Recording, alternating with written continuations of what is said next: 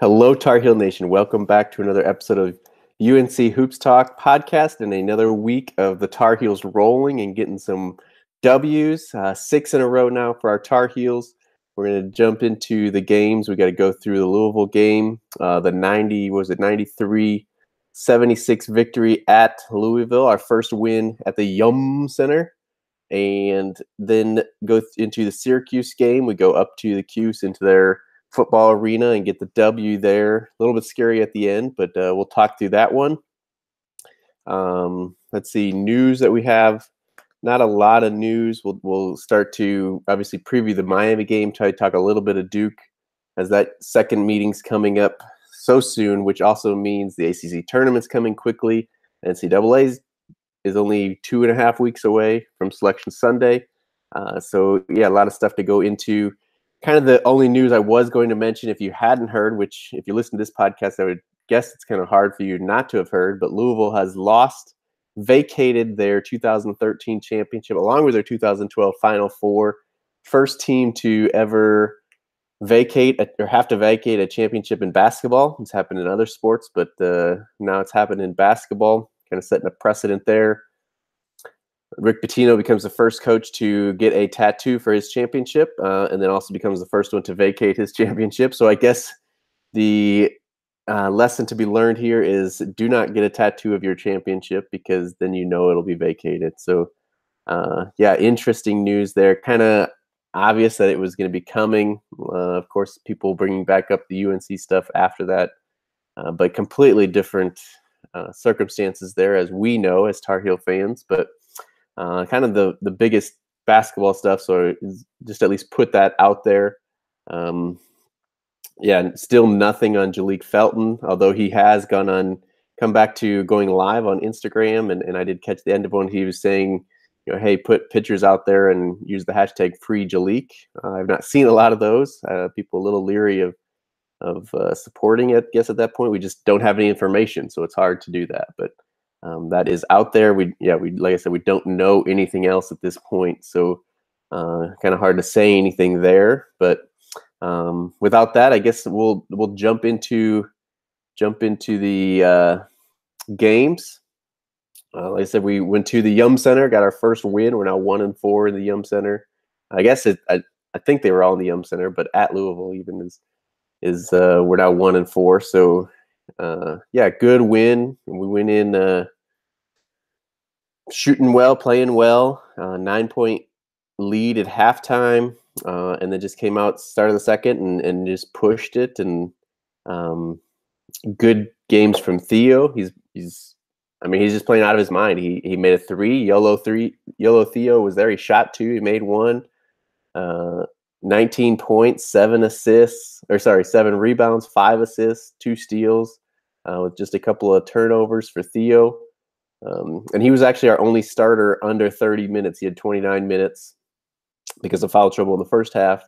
And actually nobody off the bench got into double figures. Seventh Woods had 8. Garrison and Sterling both had 9 minutes. Brandon Robinson had 4. This is the game that Andrew Platek missed with the concussion, if you were watching. And we rode the starters and they played well, and which is great, obviously. And people have been talking. Well, we went through 3 games in 5 days, and Roy had to use the bench a little bit more. Now that they've had the rest, they had the rest before this game, and they played this game. Let me look real quick here just so I get it right. They played this game on Saturday.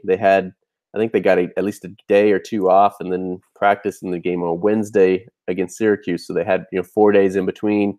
Now we go from last night, Wednesday, all the way to next Tuesday when we play Miami. So a big break in there. And so people are saying that's why he rode the starters as much as he did, which is fine. They're playing great, and we have a lot of confidence in that lineup is working for us. But my concern is we start to rely too heavily on that lineup, and then heaven forbid someone gets hurt. Knock on wood that doesn't happen. But even foul trouble, Luke gets in. Luke had 4 fouls in this one, 4 fouls in the Syracuse game. It wasn't really that he was in foul trouble as much as at the end of the game he had 4. But if he gets called for some earlier, Joel gets called for a couple of quick fouls and is in foul trouble. how does that affect us, in the tournament, in the ACC tournament, anything like that. So it's not that Roy isn't playing other guys. He's not, giving those guys minutes to develop, but we've seen it happen to us before, Kenda going out or, even foul trouble and stuff. It does scare me a little bit to be relying so heavily on 5 guys. But, we had Luke with 34 minutes, Joel Berry with 36, Kenny with 36, Cam Johnson with 35. And, all of them in double figures. Like I said, Theo had 19. Luke had 19 plus 13 rebounds. 4 steals as well. Joel Berry led us with 23 points, 8 rebounds. I think that tied his career high for rebounds, 5 assists as well. Shot really well, 5 for 11 from the 3-point line. Cam Johnson, 12 points, 3 rebounds, 3 assists. Kenny Williams, 11 points, 4 rebounds. And then we got 8 points out of Sterling Manley with a couple of rebounds off the bench. So, obviously heavily relying on the starters, but they're playing really well. This game, it was a big win, 93-76. I don't know that it was that big of a – we pushed it out, halfway, 3/4 of the way through the second half.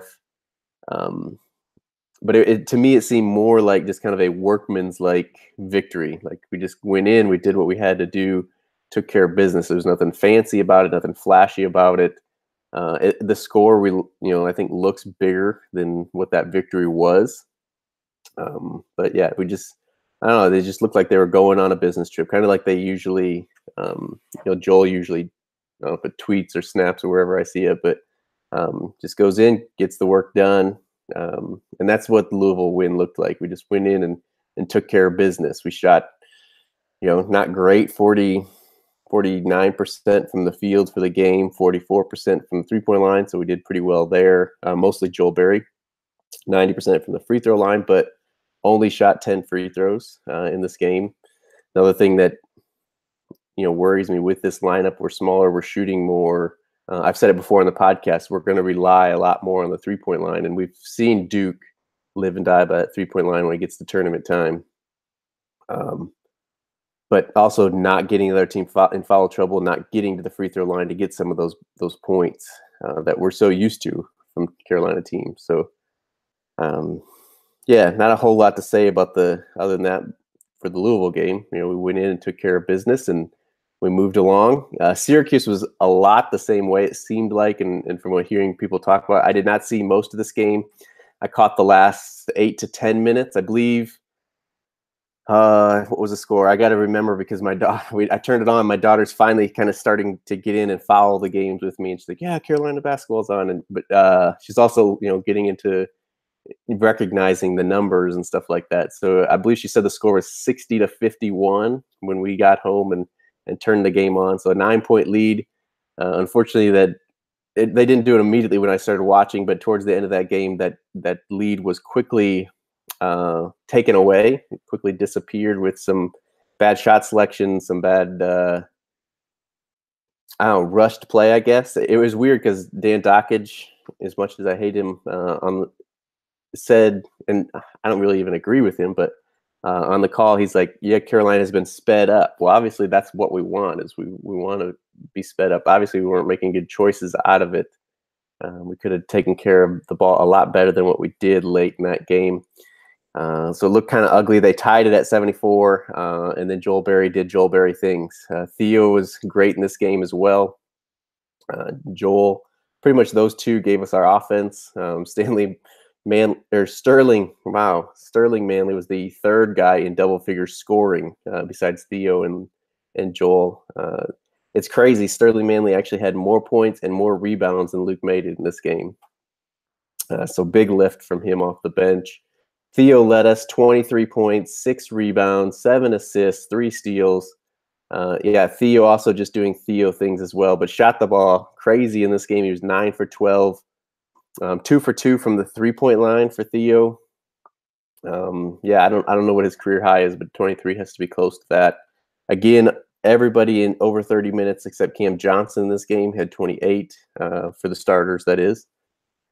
But yeah, from what it sounded like, I didn't miss much in the first half anyway, because a lot of people that were watching the game didn't get to see the game because of ESPN's malfunctions or whatever. But yeah, Theo obviously take control. Sounded like he got the ball in the middle of the zone a lot and made some good choices, good decisions out of there, which is what you got to do against a zone. Cam Johnson did not shoot the ball well, 2 for 9 overall, 0 for 4 from the three-point line, just 6 points. Did have 5 rebounds. Again, he's been rebounding pretty well. I know that's a little bit low. He's been in double figures for a few games. Let's see. I guess I can go back to the Louisville game at least. I guess just 3 rebounds against that. But he did have a couple of double-figure rebounding games in there. A little bit different rebounding situation against the zone like Syracuse plays. Like I said, Luke just 9 and 3, where his stats brought his averages down. Actually didn't shoot a three-pointer in this line. Again, I did not see most of the game, but probably not as many opportunities for him to kind of step out. Doesn't get to take a guy one-on-one, which is that mismatch that he obviously takes advantage of so well this year. Joel Berry, 18 points, 3 rebounds, 4 assists, a steal. Only 1 steal, but that steal was kind of what clinched the game. He got that steal late in the game when it was tied 74-74. Goes down, makes a layup, and then he also made the 2 free throws to seal the game. But even Theo's 3 was at the end of the game, one of his 3s anyway, that I saw. Late in the game, we didn't have much going on, and I mean, he was open from out there, didn't come out, but it's like, oh gosh, like, I don't know if it was tied or we were up 2 or something like that, and it's like, oh great, we're just giving the ball away. And shot it with confidence, knocked it down. So that's all you can ask for from somebody, especially with the game he's having. I didn't know the stats at the point. I didn't know how he'd been shooting. So great game for Theo. Kenny Williams, just 5 points. Did have 8 rebounds, shot 2 for 7 overall, 1 for 3 from the three-point line. Joel Berry, by the way, was 4 for 12 from the three-point line. Kenny also had 4 assists, a block, and a steal. And I believe Joel and Kenny, they said, did not come out the entire second half, played all 20 minutes. So obviously doing their jobs there. And then our bench play was 7th with 4 minutes. Played take 4 minutes, did knock down a 3, though, ended up with 5 points for us off the bench. B-Rob, 3 minutes. Garrison Brooks, only 2 minutes in this game. And like I said, Sterling Manley, 17 minutes, gave us 12 points, 6 rebounds, a couple assists, a block. And Roy's kind of showing his hand here. Like I said, leaning heavily on the starters, but getting down to just a 6-man rotation here with Sterling. I mean, Garrison Brooks was starting at the beginning of the season, and 2 minutes in this game. Like, he didn't even get that 8-9 minute like he did against Louisville. It was split against Sterling and Sterling and Garrison in that game. This game, all the minutes going to Sterling Manley, showing his development, giving us good minutes. Roy did say that timeout he took out late was to get Sterling out and put Luke in because Sterling was looking a little nervous. But he's giving Roy reasons to give him confidence and give him those minutes and taking advantage of what he's got. So you got to give him credit for that. Looking good for next year. Obviously, we want to see Brooks develop as well. But those are our 2 wins. This I mean, it was just a 4-point game. It was kind of ugly finish, but again, it was kind of like go in, take care of business, and we'll move on to the next one. So that's what the Heels are doing. Before we jump into the games coming up this week, or I guess this week, the game coming up this week is we only have one. We don't have to play. We have an off weekend. And just Miami next week. So, excuse me. The way the ACC standings are right now, we are in 3rd place. Obviously, Virginia at the top, 14-1. I believe they have it officially wrapped up, at least a tie for the regular season championship. Duke's at 11-4 in 2nd right now, and we're 11-5. So we're a half game back. Obviously, we play them again, so we can make up ground there. We could end up 2nd. But it looks like that double bye is kind of safe for us in the ACC tournament. Really, that's all I care about. If you're not going to win the conference in the regular season, you got to make sure you get that double bye. Obviously, 2 and 3 is better because you're at the bottom half of the bracket and you don't see Virginia until the championship. We're at 11-5. Then Clemson and Virginia Tech and NC State are all at 9 and 6. Clemson's got a tough road to go, so I don't think we worry about them too much. A lot of injuries as well. Virginia Tech's got a pretty tough schedule. I know they played Duke at least once. So So either they help us with Duke, or we don't have to worry about Virginia Tech at all. And then NC State, I believe, has a really tough schedule coming up. I don't remember all of it. Go listen to the Carolina Insider Pod. If you're listening to this one, you probably know about that one. You're probably listening already. They give a much better breakdown. I don't know who everybody plays, but they do say it all there. And then after those three teams at 9 and 6, like, I'm not really too worried about any of those passing us in the standings. After that, we go Florida State, Miami, Louisville is all 8 and 7.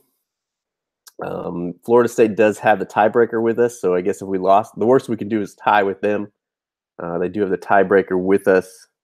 So somebody said State's remaining schedule is very easy here on Periscope. So I guess NC State we could worry about. I believe we have the tiebreaker with them, though, because we split with them, and then they beat Duke too, so that's not the tiebreaker. So I don't know, I guess, about NC State, if they're going to win out. We'll have to check on that one. Like I said, go check out the Carolina Insider Pod if you haven't already. They'll break it down much better, but I just wanted to do a quick overview here. Florida State, like I said, has the tiebreaker against us. So if they tie, I guess if they win out, they would have to win out. They can't lose any more games, because the worst we can do is lose 2 more and end up with 7 losses. So if Florida State were to win out, we'd tie and they could pass us. Miami, we still play them, so that game's going to play into it. But again, the worst they can do is tie. If they beat us, they have that tiebreaker, but they have to win out. Louisville, we have the tiebreaker with now, and the worst we can do is tie with them, so we don't have to worry about Louisville. And then we can't catch up to anybody other guys in the loss records. So that's kind of how it stands. But like I said, I feel confident that we're going to get that double bye. And at this point, I don't think a 1 seed is out of, again, it takes some work from other teams, and obviously we'd have to win out here. We'd have to beat Miami. We'd have to beat Duke again, which isn't going to be an easy task. And then I think we'd have to get to the championship game, at least, to the ACC tournament. But I think a 1 seed in the NCAA isn't out of reach. Probably a 2 seed is probably a more realistic ceiling for us in the NCAA tournament. But hey, weirder things have happened. This has been a crazy year. This is going to be an insane year as far as picking the bracket this year of who's going to go where and stuff like that. It's going to be a very interesting bracket when it comes out, and very hard to pick because teams just have not been consistent. I mean, we've seen Villanova lose. Purdue is up there and they've dropped. Xavier has obviously lost to Villanova. Who else has been up there? Obviously Duke has dropped now, and now they're kind of on a streak without Bagley, and it's going to be crazy. But anyway, that's where the standings kind of sit right now. We'll see this weekend, even when we're off, we'll kind of see what happens. Those teams right behind us still play each other, so those results are going to play into it as well. So we'll see.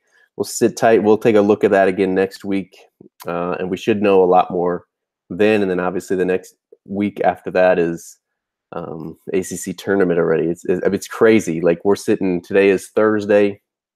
2 weeks from now, the ACC tournament is going to be 2 days in. So it's nuts.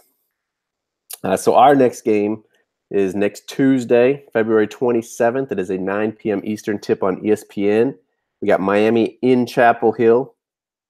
Miami's a good squad. Obviously, I just went through the standings. It's a big game because whoever wins this has the tiebreaker if we were to tie in the conference record.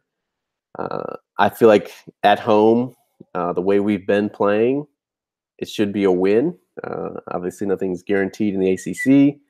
We can't get too ahead of ourselves. We can't be looking ahead to the Duke game. We can't just show up and say, hey, we won 6 in a row. We're going to keep rolling. They're going to have to put in the work here. I think Roy said they'd get 2 games off, or 2 days off. So they'd have Thursday, Friday off, get back to it Saturday, Sunday, Monday, and be ready to go on Tuesday against the Hurricanes. But just the way we've been playing, if nothing crazy happens, obviously I'd pick us to win. And that will be, like I said, a big game for us. We cannot take that lightly in the ACC standings, and to get a better seed in the NCAA tournament. It would be great to split these games, but well, obviously better to win them both. But realistically, let's at least go for a split between Miami Duke, go into the ACC tournament and get a couple of wins, and head into the NCAA tournament with some momentum and playing really well. So 9 p.m. Eastern tip on next Tuesday on ESPN. Miami coming into town. Big game for the Tar Heels. And then beyond that, obviously you have to talk about it's senior night for Theo and Joel. And that's something else they have to kind of control here too. It's good they have a big break here, kind of get their emotions in check, get everything situated with their families coming in and friends and the crowd they'll have for senior night. Maybe write their speech or think about what they're going to say in the speech, but get time to think about that and hopefully put it on the back burner to go get the win before they do all that stuff. But it should be a good crowd. It better be a good crowd in the Dean Smith Center for that game, and get nice and loud to cheer those guys on for a win on senior night, and then obviously celebrate those guys a little bit after the game. So I think I'll podcast again before the next Duke game, but just in case I don't, Bagley's missed 4 in a row now for them. Grayson Allen, in his absence, has stepped up. So it's I don't know. We knew it was going to be a tough game either way. The first game, I wasn't confident that we were going to win. Now they've showed me that they can win. It's like, well, okay, we should do that again. But it's a lot easier said than done. Plus, it's almost like they're a different team. I don't know if or when Bagley's coming back. They haven't said much. They said it was like a minor knee injury, but he hasn't played now in 4 games. That doesn't seem all that minor to me, but obviously they're going to be careful with him as well. So yeah, I think I'll podcast again and we'll talk about it a little bit more, but it is an interesting thing because they're almost like a different team when Grayson's playing well and with Bagley out. So yeah, there's not a lot to say either because I don't know how long he's going to be out. Obviously he's a great player and he adds a lot to him, but like I said, they're also a different team with him or without him. So that'll be interesting to see. Maybe they kind of don't even say, and then he ends up playing, or they say he's probably going to play and he doesn't play against us and throws it off. Who knows what Duke will do with that game and with him. But you can't ever count that one as a win, but you can't just automatically count it as a loss either. So especially now that we've seen how they play, they're going to know also what we're going to do from the first meeting. So that will be interesting here. But like I said, hopefully I'll podcast again before that one next week. And we'll be into March Madness. That one's March 3rd, Saturday. It's 8:15 p.m. Eastern tip on ESPN. That's going to be the marquee game on ESPN that night, of course. I'm guessing that's where game day will be and all that stuff. So should have Jay Billis on the call, at least for that one. We won't have to listen to Dan Dockage or Dickie V or something like that. But before I get out of here, we're going to go into questions as we've been doing lately. Periscope, I saw somebody said, who's your player of the year? I think for me, I would pick it's Luke May. I think for most people, it's going to still be Bagley with the stats he's put up. And then it's also perception. People like, oh, here's the number 1 recruit at Duke, good record and all that stuff. And here's a former walk-on, role player the first 2 years, came out of nowhere and is putting up these stats. They're going to give the nod to the nationally known guy. But especially with Bagley missing, and I guess maybe if he misses, the rest of the regular season, maybe that'll affect it, that people won't pick him so quickly. But from what I'm hearing, people are still saying, oh, it's Bagley. It's got to be Bagley, blah, blah, blah. But again, Luke did not put up good numbers really last, 3 games? I think it was,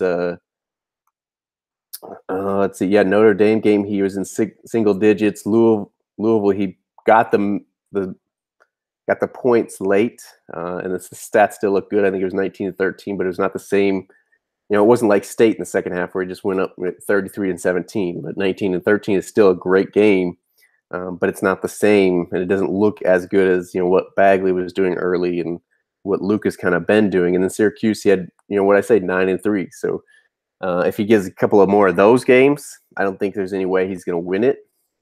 If he goes out and gets a couple of big games, I think he should. But anyway, that's my opinion. It's got to be between those 2 guys. Grant Bowden on YouTube says, Sterling Manley continues to surprise me. he could be one of the keys to a deep run. I think so. I mean, if that's who Roy is going to trust, obviously we need production off the bench. So any production we get off the bench is going to be huge for us going into March. Like I said, especially if there's some kind of foul trouble or something. If Roy does trust Sterling, then yeah, I mean, whoever it is going to be huge coming off the bench. But right now it looks like it's Sterling mostly. So definitely huge. And Grant also says, our unselfish play and ball movement are great to see. It is. This is, I mean, we've had some really good passing teams, but it just looks like everybody's so unselfish. Everybody wants to see everybody do well. And again, credit to Dan Dockich. He said that last night on the call, is that how unselfish Luke is, even with the numbers he's been putting up, and just our whole team. I mean, Joel Berry could be, hey, I'm senior leader. I'm the most outstanding player of the year from last year's Final Four. Like, give me the ball and get out of the way. But he doesn't do that. We're moving the ball. Theo could be like, hey, I'm playing so great. Get me the ball all the time. And Luke could be, hey, I'm putting up these numbers. Get me the ball and keep my numbers going. And nobody's done that, and it shows through our ball movement for sure. And then James Lappinghouse says, hey, can I get a shout out? And then another comment, just kidding. But James, there's your shout out. Thanks for listening, watching, and for the comments as well. I always see him in the comments of YouTube on the video as well, which also brings me up.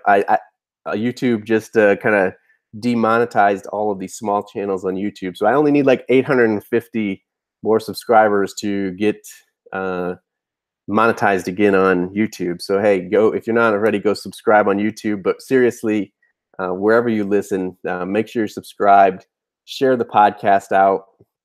Appreciate you guys coming on this journey to unite Tar Heel Nation and just going through the UNC basketball season with me. I love talking to you guys, love getting the feedback and the comments and all that stuff. So keep them coming.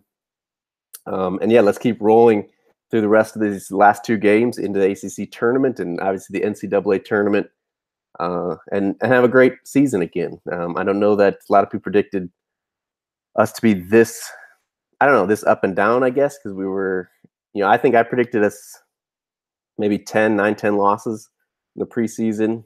And then it looked like we're going to have way more than that. So I was kind of down on the team. And obviously now we're on a 6-game winning streak. So it's hard to imagine. At one point we were 5-5 in the conference. Now we're at 11-5 right now. So yeah, definitely crazy. But that's all I got for us this week. Let's keep it rolling, Tar Heels and Tar Heel Nation. Keep cheering them on, and I will see you guys again next week. Until then, go Heels.